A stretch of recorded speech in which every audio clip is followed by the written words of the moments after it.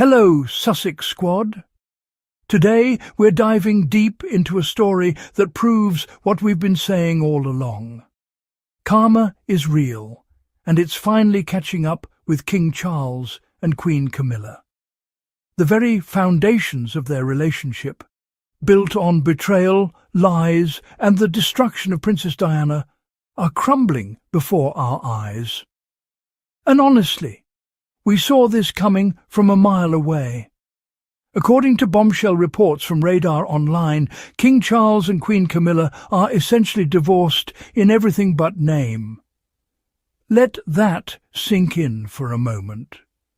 The couple who destroyed Diana's marriage, who caused unimaginable pain to a beloved princess, who built their throne on the ruins of another woman's happiness, they're now living separate lives, maintaining nothing more than a carefully choreographed public performance.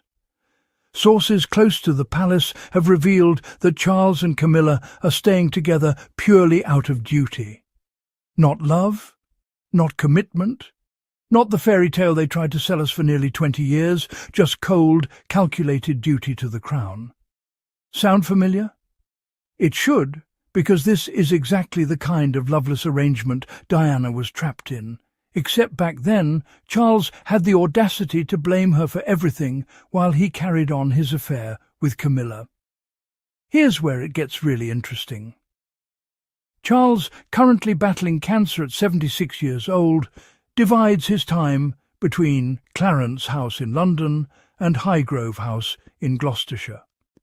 Meanwhile, Camilla, now 78, retreats to her Wiltshire estate, Ray Mill House, located a convenient 100 miles away from her husband. Ray Mill House isn't just any property. Camilla purchased it back in 1995 as a single woman, right after her divorce from Andrew Parker Bowles.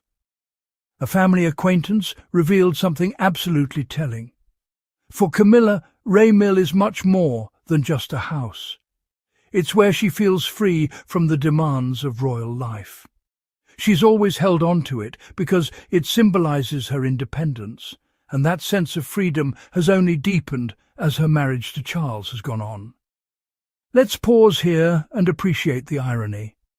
Camilla needs a sanctuary from royal life, the same Camilla who schemed and plotted for decades to become queen, the same Camilla who couldn't wait to wear that crown. Now she needs to escape from everything she supposedly wanted. You can't make this stuff up, people. A friend of the couple shared with Radar Online. They are putting on a united front in public, especially because Charles is ill, but behind the scenes it's a very different picture. They are divorced in everything but name. Does this sound familiar to anyone who studied Charles and Diana's relationship? Diana was forced to maintain appearances, to smile for the cameras, to pretend everything was fine, while her husband openly carried on with Camilla. The difference? Diana was the victim of this charade. Now Charles and Camilla are both trapped in a prison of their own making. The sources say they remain committed in their own way, but it's not the kind of marriage most people would recognize. Another insider revealed something even more damning. In recent months, it's almost seemed like any time together requires their secretaries to coordinate their diaries. Think about that. The King and Queen of England need their secretaries to schedule time with each other. That's not a marriage. That's a business arrangement, and it's exactly what they deserve after what they did to Diana. Here's the million-dollar question that courtiers are now quietly asking. Did Camilla's feelings for Charles cool the moment she finally achieved her goal of becoming queen? Some palace insiders are drawing uncomfortable parallels to the past. They're remembering how Charles's marriage to Princess Diana collapsed under the weight of his affair with Camilla, an affair that became an official marriage nearly 8 years after Diana's tragic death in 1997. When Charles and Camilla finally married in 2005, she became the Duchess of Cornwall. She held that title until Queen Elizabeth II's death in 2022, when she was promoted to Queen Consort, a title Elizabeth insisted on before she passed, likely knowing the public would never fully accept Camilla as simply Queen. So the question becomes, was Camilla in love with Charles or in love with the crown? Now that she has the title, the jewels, the status she spent decades pursuing, does she still need Charles? The evidence suggests maybe not. Let's talk about a particularly revealing incident that shows just how fractured this relationship really is. Camilla recently skipped the funeral of Catherine, Duchess of Kent, the wife of Charles's own cousin, Prince Edward. Her excuse? A bad case of acute sinusitis. But here's the kicker. The very next day, Camilla had miraculously recovered enough to don a tiara, an evening gown, and the crown jewels for a state dinner with Melania and Donald Trump. Let that sink in. Too sick for a family funeral, but perfectly fine for a glamorous state dinner. Several courtiers pointed out this glaring contradiction, and honestly, it tells you everything you need to know about Camilla's priorities. The crown jewels, she'll drag herself out of bed, supporting her husband at a family member's funeral. Suddenly, she's bedridden with sinusitis. This is the woman who wanted to be queen so badly she was willing to destroy a marriage and contribute to Diana's misery. And now? She can't even be bothered to support Charles at family events. Now, let's bring this full circle to Harry. Reports indicate that Charles recently had a reunion with Harry at Clarence House, the same son who, in his memoir Spare, painted Camilla as a villain. And you know what? Harry wasn't wrong. A courtier revealed something profound. Harry had characterized his father as cold when he was growing up, and now that Charles is facing his own mortality, he's likely looking back and seeing he could have handled some things differently.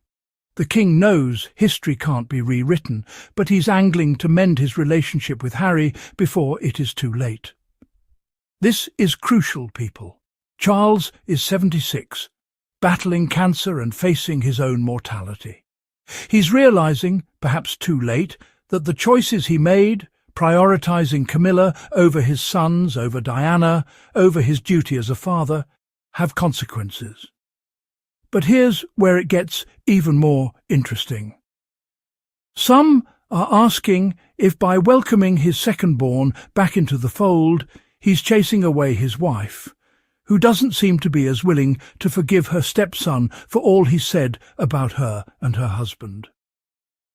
So Camilla, who spent years being the other woman, who helped destroy Harry and William's family, who contributed to their mother's pain and suffering, now can't forgive Harry for telling the truth about her. The audacity is truly breathtaking. This entire situation is a masterclass in karma.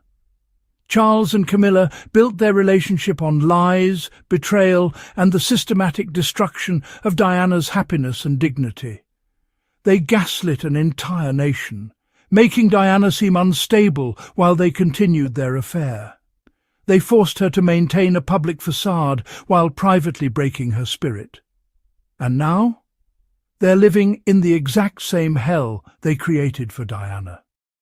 Separate homes, a marriage in name only, forced public appearances while privately living separate lives. The only difference is that Diana was innocent. She was the victim of their selfishness and cruelty. Charles and Camilla are simply reaping what they sowed. The monarchy tried to rehabilitate Camilla's image. They slowly introduced her to the public, gave her the titles, had the media write sympathetic pieces about how she was misunderstood. But you can't build a lasting relationship on someone else's ruins. You can't find happiness through someone else's pain. And you certainly can't expect the universe to reward you for destroying a good woman's life. Diana once said, "There were 3 of us in this marriage, so it was a bit crowded." Now, ironically, there are only 2 of them in their marriage, and they still can't stand to be in the same house together. For Harry and Meghan, who have been vilified for years for speaking their truth, this news must feel like vindication. Harry was right about Camilla. He was right about the dysfunction in the royal family. He was right to protect his wife and children from that toxic environment. While the British press spent years attacking Meghan and Harry for their failed relationship with the royal family, Charles and Camilla's marriage was crumbling behind palace walls. While they criticised Harry for writing about his family in spare, every word he wrote about Camilla is being proven true. The establishment wanted Harry to stay silent, to play along with the facade, to pretend everything was fine, just like they forced his mother to do. But Harry learned from Diana's tragedy. He refused to let history repeat itself with Meghan. And now we're seeing exactly why he was right to break free. So where does this leave us? King Charles is 76 and fighting cancer. His marriage is essentially over, maintained only for appearances. His relationship with his sons is fractured. And the woman he chose over Diana, over his sons, over everything, she's living 100 miles away, seemingly content to play queen when it suits her schedule. Diana deserved so much better. She deserved a faithful husband. She deserved respect. She deserved happiness. Instead, she got betrayal, gaslighting, and ultimately, tragedy. But time has a way of revealing the truth. The relationship that Charles and Camilla built on Diana's pain has brought them no lasting happiness. They got their crowns, their titles, their legitimacy, and they're still miserable, still living separate lives, still trapped in a loveless arrangement. If this doesn't prove that karma is real, I don't know what does. Thank you so much for watching, Truth Seekers.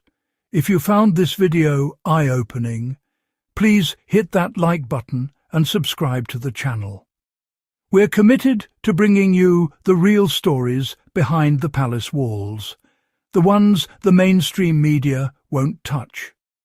If you want to support the channel and help us continue exposing the truth, please consider donating through Super Thanks right here on YouTube or through our PayPal and Buy Me a Coffee links in the description below.